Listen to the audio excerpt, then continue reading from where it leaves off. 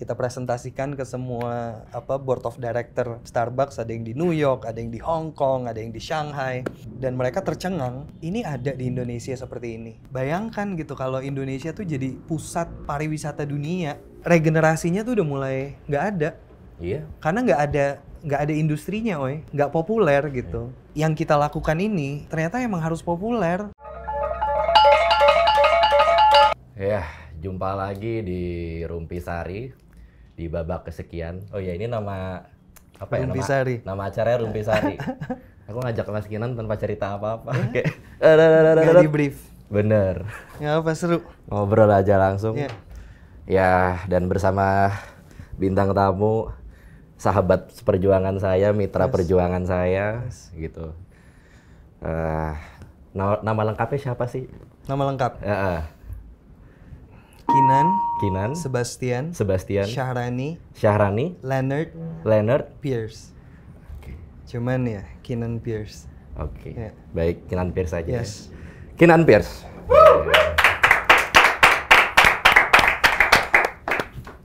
Aku tuh ngerasa aku adalah orang kayaknya ngira, kayaknya nih Mas Oi ini udah lama nih berbudaya apa segala macam. Padahal sebenarnya baru ya di saat bikin Suara Gembira sambil belajar, gitu lah. Kan banyak orang yang kayaknya mikirnya udah bertahun-tahun sebelumnya belajar tentang seni budaya Indonesia, gitu. Terus bikin Suara Gembira. Tapi enggak, aku ya baru berapa bulan sebelum bikin Suara Gembira dan bikin sambil belajar. Sebelumnya aku siapa ya? Aku cuman malah latar belakangku sebenarnya adalah aku sekolah fashion, aku seseorang yang nggak nasionalis amat lah, kayak ke barat-baratan, kayak biasanya apa segala macam. Tapi fokus benar-benar menggeluti di bidang fashion, memahami fashion Eropa, Jepang, Amerika dan sebagainya gitu. Lalu tiba-tiba jadi Suara Gembira, sekarang ya menjadi bela negara, bela bangsa, seni dan budaya gitu. Tiba-tiba aku ngelihat Mas Kinan, kok kayaknya ada satu energi yang sama nih. Dulu kan gak gini, sekarang tiba-tiba berubah. Jadi aku waktu kita DM-an, aku ngelihat, wah ternyata Stoik Trisula ini yang bikin Mas Kinan. Jadi dia punya suatu, bagiku tetep lah kayak gitu, walaupun mau perusahaan, walaupun itu nyebutnya apa sih, agensi desain, Desain studio, atau apa. Bagi aku apapun yang memiliki unsur seni budaya Indonesia, apalagi di kota metropolitan seperti ini, itu juga udah sebuah pergerakan, gitu. Dan aku sebenarnya udah tahu lama, terus pas tahu, oh ternyata ini yang bikin Mas Kinan gitu. Aku langsung kayak, ini kayaknya ini ada cerita menarik di balik ini, gitu. Karena dulunya nggak gini sih, sama kayak aku juga, gitu loh. Bener. Jadi supaya tahu, siapa tahu mereka yang nonton tuh apa ya? Kalau minjem bahasa Islamnya hijrah, bisa terinspirasi untuk hijrah. Ini aku merespon nih, bahwa awal mulanya juga sama, ketidaksengajaan. Awalnya ketidaksengajaan dan kita ini kan hidup kan berusaha mencari arti, mencari kebenaran, mencari jalan gitu. Kayak kita ditaruh nih di sini, jalannya kemana kita cari sendiri kan. Dan 2010 itu awal terjun ke industri kreatif. Kita pada saat usia kita berapa? 20 sampai 23 tahun, kita biasanya kena sama sesuatu yang populer. Iya kan? Yang dekat sekali dengan kita. Sudah mau nggak mau. Iya, mau nggak mau. Dan pada saat itu kita bicara banyak sekali tren lah. Kita bicara di fashion, di music, di design. Itu lumayan di set dari luar. Yang harus kita konsumsi. Dan nggak bohong itu jadi inspirasi gitu. Mungkin ya aku di desain industri ini melihat style Eropa yang begitu influential, Swiss dan kawan-kawannya. Kalau di advertising itu kita lihat Amerika kayak sangat powerful sekali di situ. Betul. Dan itu jadi inspirasi. Lihat, oh di Amerika udah sampai di sini. Oke, gimana kita adaptasi di sini dengan pendekatan yang lebih relevan. Hanya itu doang, lebih relevan untuk orang sini. Belum ada juxtaposisi dari apa yang bisa kita bawa dari sini. Jadi hanya relevan untuk masyarakat sini. Akhirnya udah berjalannya waktu, it works, gitu, Ya. nggak bawa ada seni budaya. Mungkin kalau orang luar lihat apa yang aku pernah bikin dulu ya nggak ada bedanya gitu sama apa yang mereka bikin. Malah mungkin KW gitu. Karena mereka sudah di mana, kita Ya. baru mulai gitu kan. Kita 5 tahun sebelumnya mereka atau bahkan lebih. Iya, iya.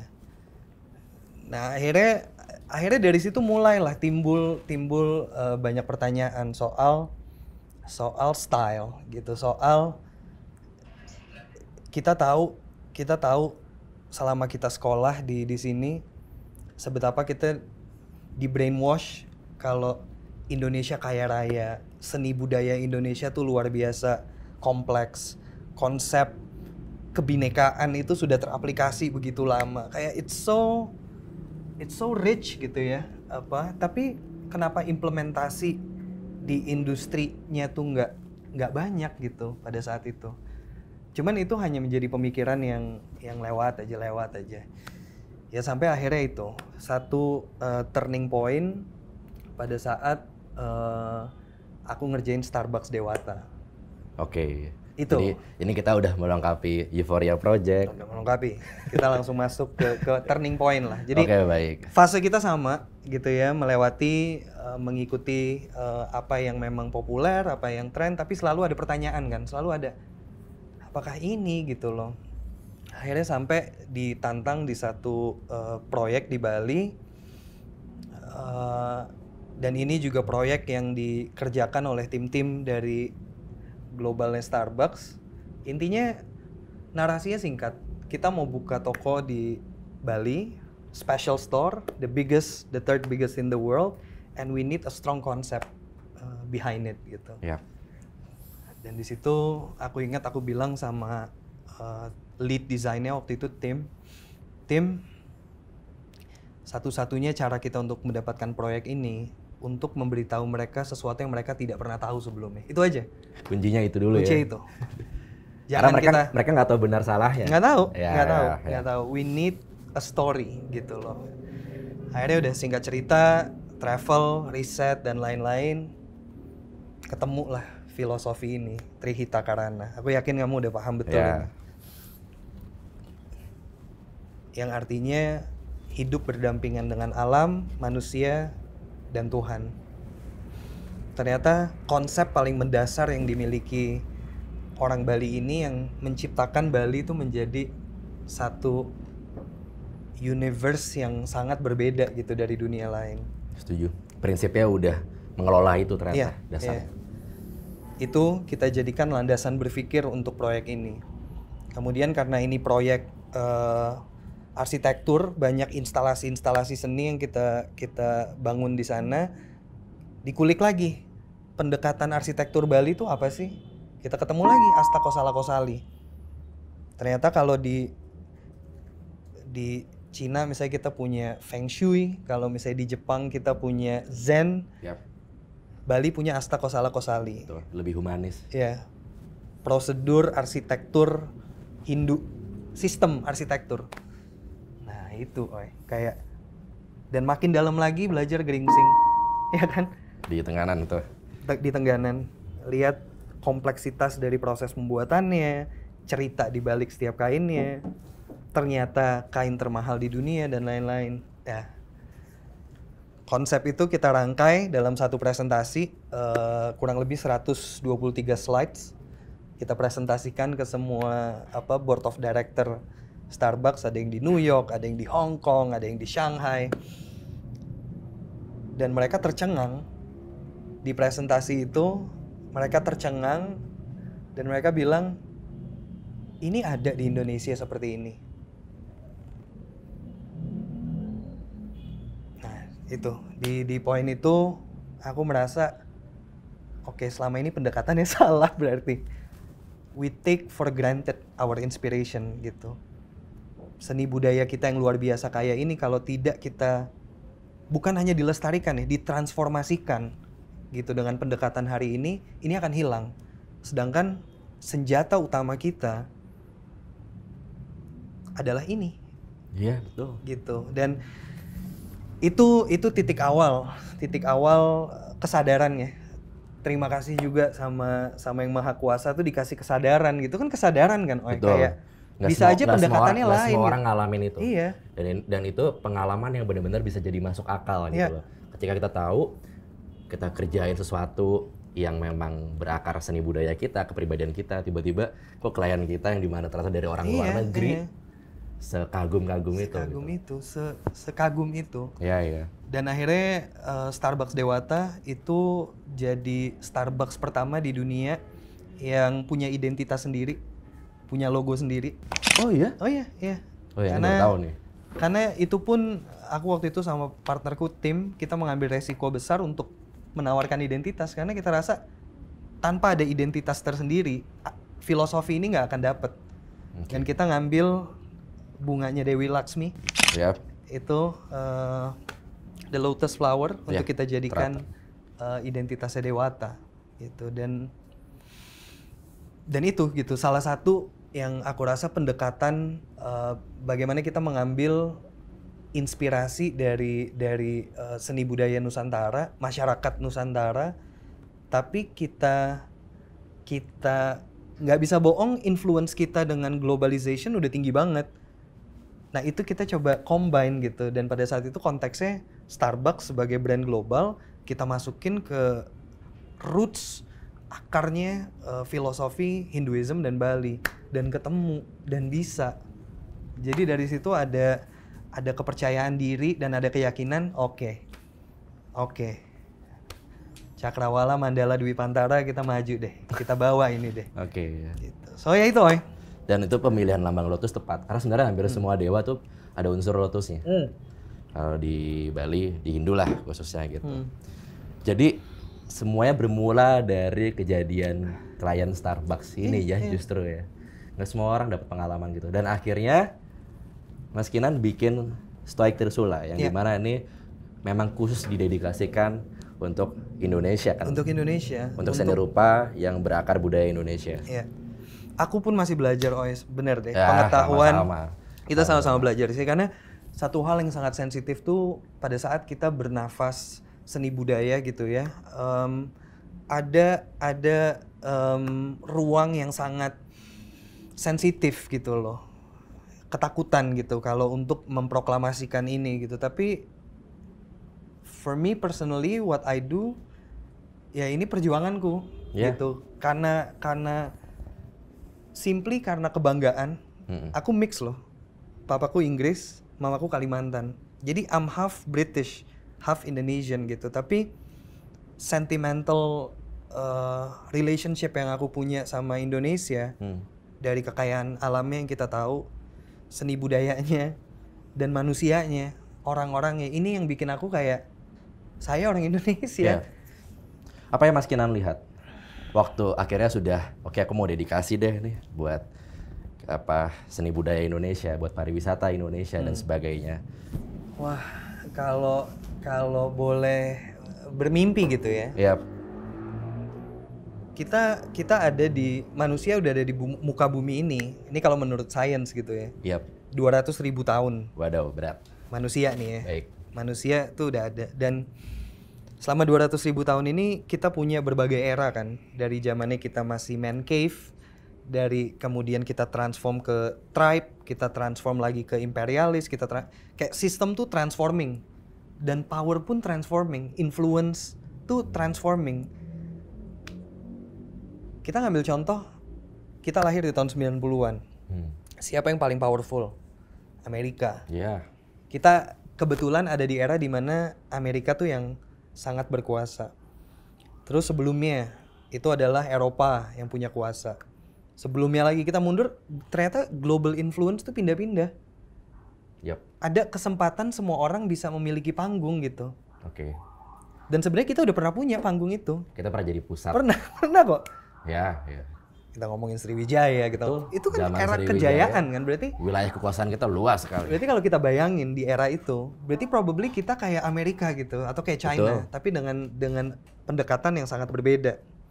Kita pernah punya masa kejayaan gitu, dan itu yang aku lihat, Oi. Yang aku lihat tuh dengan situasi dunia hari ini yang sangat dinamis, perubahan yang sangat cepat.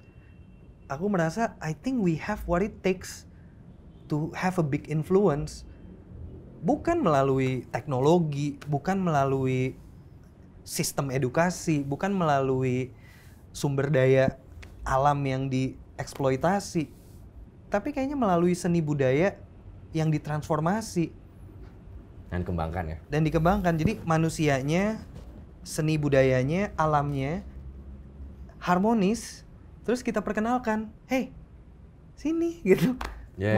Mau belajar apa? Mau belajar agama, kita sangat terbuka. Mau Muslim ada, Christian ada, Hindu ada, Buddhis ada, Hindu ada, kita sangat terbuka. Mau belajar tari menari, luas. Itu yang makanya kayak kenapa aku masuk ke konteks tourism gitu. Kayak bayangkan gitu kalau Indonesia tuh jadi pusat pariwisata dunia.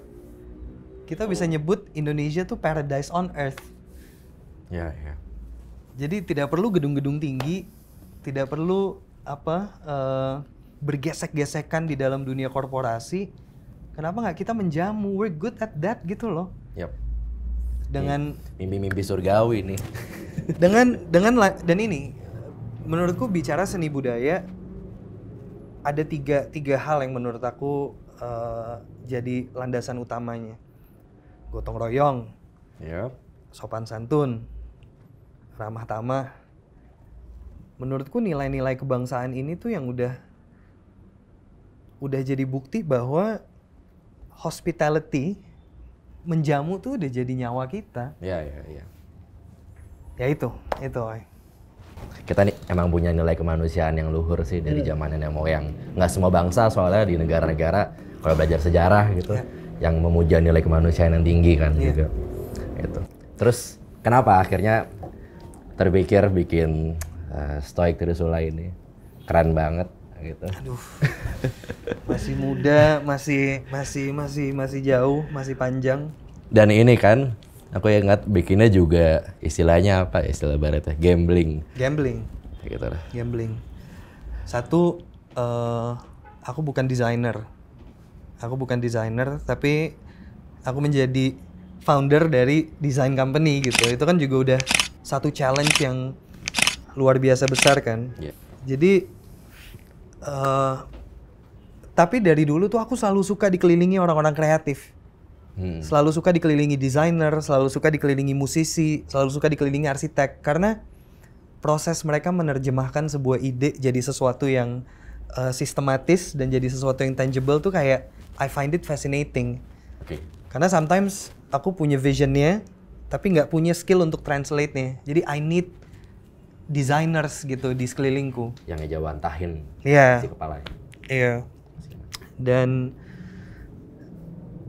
akhirnya membawa nafas ini gitu, membawa nafas transformasi seni budaya dan nilai kemanusiaan masyarakat Nusantara itu kita jadikan landasan berpikir kita dalam menyelesaikan permasalahan-permasalahan desain dan komunikasi. Ternyata ke-crack. Ke-crack gitu. Akhirnya ketemu orang juga yang mengerti, yang paham, semangatnya sama. Kalau dulu beda. Ketemunya sama yang nunjuk, lo harus gini. Sekarang lebih akhirnya kita ketemu. Ini kan salah satu benefit kan dari gue jalanin deh, gue yakin kok akan ketemu orang yang sama gitu. Nah, jadi itu resiko diambil, tapi akhirnya ketemu orang-orang yang tepat. Oke. Menarik. Udah pernah nongkrong juga di Tenganan. Iya. Udah bergaul sama pengrajin-pengrajinnya. Apa sih yang Mas Kinan lihat? Aku juga pernah kesana kan. Yang gimana ya? Kalau dari kacamata bijak industri gitu. Berarti kan golongannya industri busana ya, fashion gitu masuknya. Sebenarnya kondisinya kan memprihatinkan loh. Kalau misalkan kacamatanya kita ngeliat industri hari ini yang udah apa segala macam jumlahnya lah apa, terus apa ya usia-usia yang melakukannya kan di sana kan kayaknya yang paling muda umur berapa deh? Pasti udah banyak yang tua-tua lah apa segala macam, terancam tidak ada penerus dan apa. Mas Kinan lihat apa di Tenganan sana?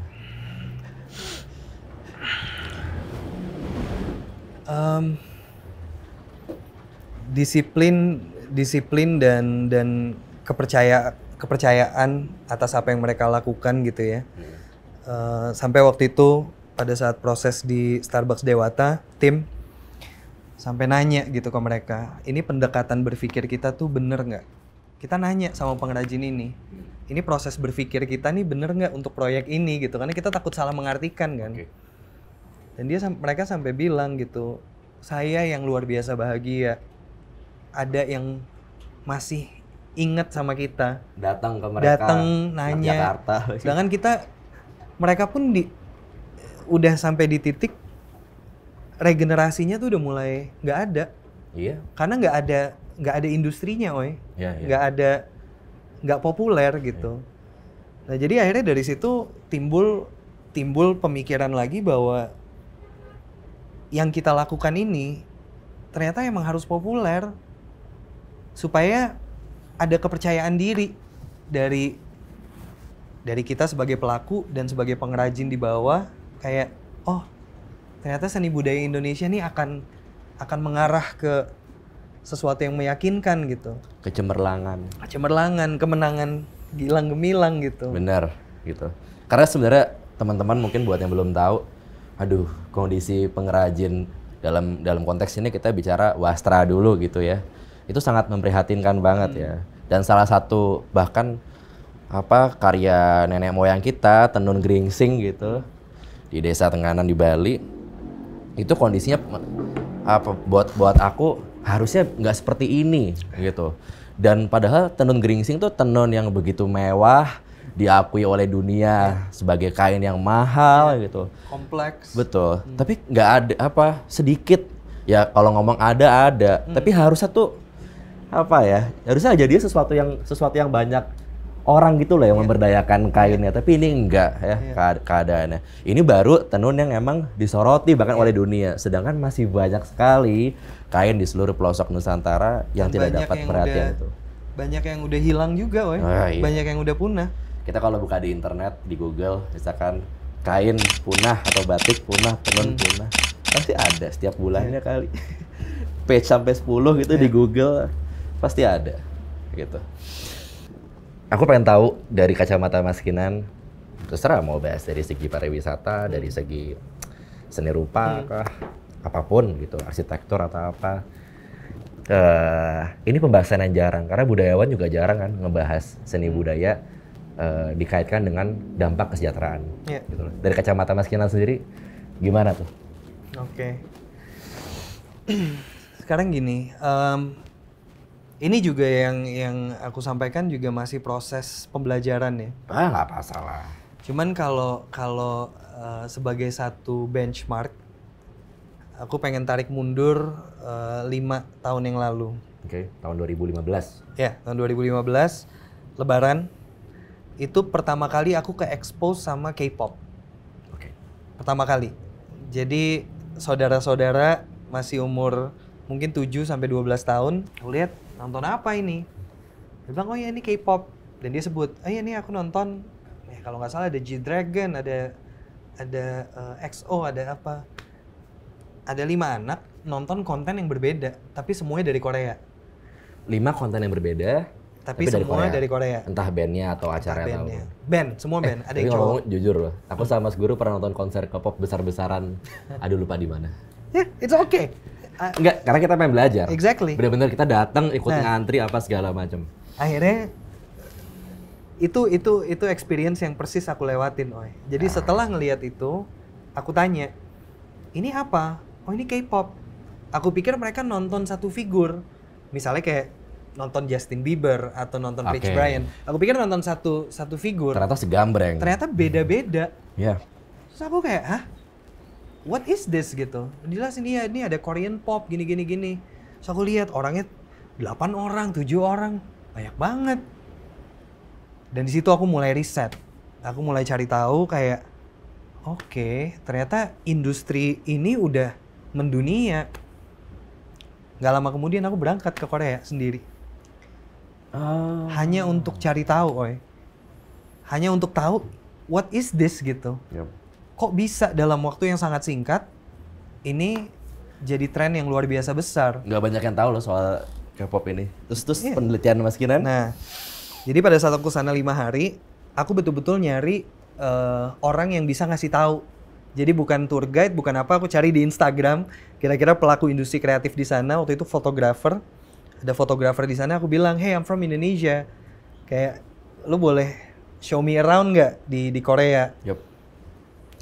Dan ini menurut cerita dia ya, dan aku rasa masuk akal cerita dia nih. Oke. Ketemulah dengan orang ini, dia bawa aku ke satu tempat namanya Dongdaemun Plaza. Nah, Dongdaemun Plaza ini mungkin kalau di sini kayak Smesco, kayak pusat industri kreatif Korea. Dan pas aku ke sana, Dan itu negara yang menyelenggarakan? apa? gedung. Itu aset negaranya si Oke, Dongdaemun Plaza ini. Akhirnya aku ke sana, pas aku lihat desainnya Zaha Hadid gedungnya. Oke. Terus pada saat aku sana aku lihat ada pop-up-nya LV, kemudian ada brand Korea, brand lokal Korea tuh di display dengan showcase yang udah materi high fashion. Kemudian UNICEF bikin pop-up booth dengan VR. Aku lihat Murakami lagi bikin installation di sana. Ini pusat industri kreatifnya Korea. Dongdaemun Plaza. Oke. Movementnya udah kuat banget. Akhirnya dia bawa aku ke satu gedung tinggi. Kalau nggak salah tuh namanya apa ya? Agensinya si K-pop inilah. Oke. Itu gedung kayak Tokopedia Tower, SM Tower kalau nggak salah. Yo. Agensinya. Jeng jeng jeng jeng. Nah, aku lihat kayak wow. Dan ini aku tanya, ini awal mulanya dari mana? Akhirnya dia bilang, ini ada peran pemerintah yang mendesain blueprint industri kreatif Korea. Dia cerita gini, Korea cuman terkenal akan satu, Samsung dia bilang. Dan Samsung tuh artinya three diamonds, dan dulunya mereka toko kelontong di Korea.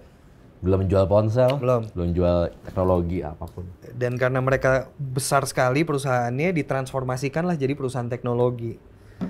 Nah, katanya pada saat itu ada mungkin backcraftnya Korea bawa presentasi, dia bilang kita udah punya device-nya, kita butuh kontennya. Yang milik kita sendiri. Yang milik kita sendiri. Dan dia presentasikan itulah blueprint kayak creative direction for Korea. Gitu, bahwa oke, kita bikin entertainment dengan format seperti ini.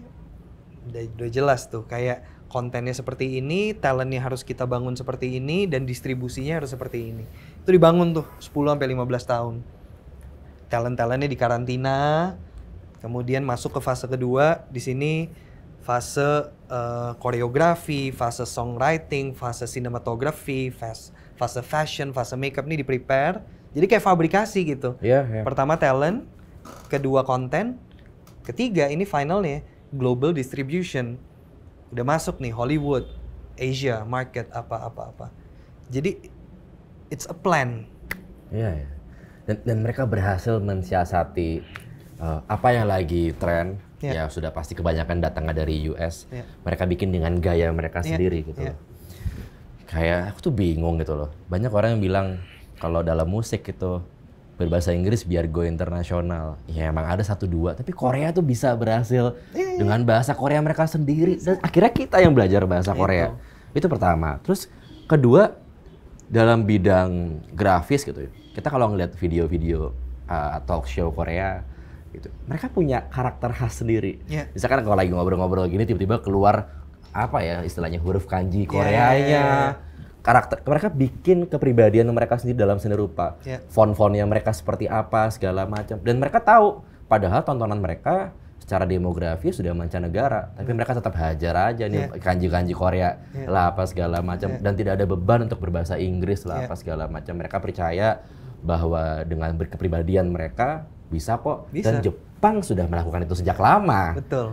Gitu loh. Jepang jelas. apa? Kita ngobrol berjam-jam soal Jepang. Iya betul. Iya. Ini emang kita mau mereka ulang aja sih sebenarnya. Betul. Kita kayak ngulang lagi yang udah kita obrolin. Bener. Mereka memang nyomot aliran musik gitu dari Amerika gitu. Iya. Oke, G-Dragon apa segala macam. Tapi mereka berhasil mensiasati dengan ini gaya Korea. Iya. Bahasa mereka tuh Korea, mungkin refnya lah yang bahasa Inggris atau judul lagunya saja, hanya sekedar memikat saja gitu kan. Tapi mereka tetap bisa mensiasati itu.